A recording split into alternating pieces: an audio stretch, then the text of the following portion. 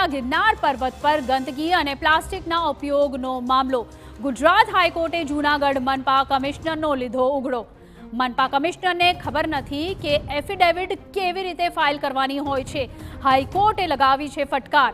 જૂનાગઢ મનપા કમિશનરને 2 વખત સમય આપવા છતાં યોગ્ય એફિડેવિટ ફાઇલ નથી કરી શકતા. એકઠા થતા પ્લાસ્ટિકને મનપાએ હાયર કરેલ 2 એજન્સીઓને અપાતી હોવાની વિગત જ કમિશનર દ્વારા અપાઈ અને હાઈકોર્ટે ગિરનાર ઇકો સેન્સિટિવ ઝોન અને શહેરમાંથી એકઠા થતા પ્લાસ્ટિકના ડિસ્પોઝેબલ અંગે માંગ કરી હતી અને તમામ વિગતો માંગી હતી. મનપા કમિશનરે હાઈકોર્ટના આદેશનું પાલન ન કર્યાનું પણ અહીં નોંધવામાં આવ્યું છે. પ્લાસ્ટિક ડિસ્પોઝેબલ અને પ્રોસેસ અંગે જીપીસીબીને બંને એજન્સીઓની સાઇટ વિઝિટ કરી રિપોર્ટ રજૂ કરવા હુકમ કરાયો છે હાઈકોર્ટ તરફથી અને 17 સપ્ટેમ્બરના વધુ સુનાવણી હાથ ધરવામાં આવશે.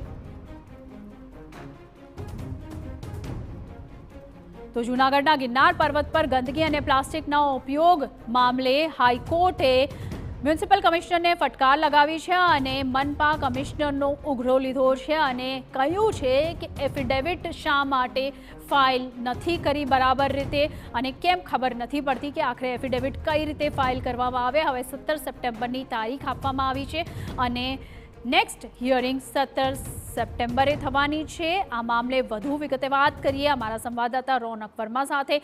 જી રોનક, જણાવો વધુ વિગત.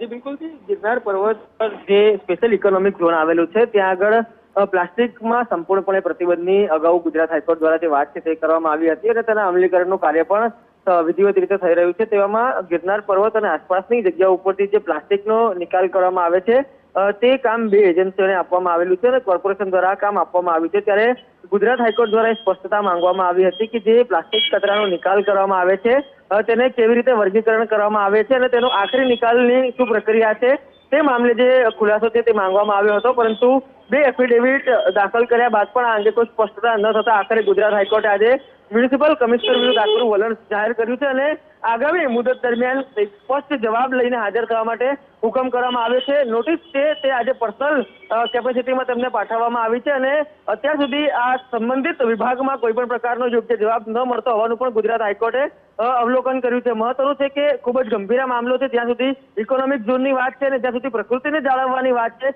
પ્લાસ્ટિક મુક્ત ગિરનાર બને તે માટેના પ્રયાસ છે તે સતત કરવામાં આવી રહ્યા છે. ત્યારે જાહેર હિત હેઠળ ચાલી રહેલી આ પ્રક્રિયામાં હવે મ્યુનિસિપલ કમિશનરને ચોક્કસ જવાબ સાથે જે એફિડેવિટ ફાઇલ કરવા માટે ગુજરાત હાઈકોર્ટ તરફથી નિર્દેશ છે તે આપવામાં આવ્યા છે. ખૂબ ખૂબ આભાર રોનક. આ સમગ્ર મામલે તો જૂનાગઢ મનપા કમિશનરને 2 વખત એફિડેવિટ ફાઇલ કરવાનું કહ્યું અને ત્યારબાદ પણ પ્રોપર એફિડેવિટ ફાઇલ નથી થઈ.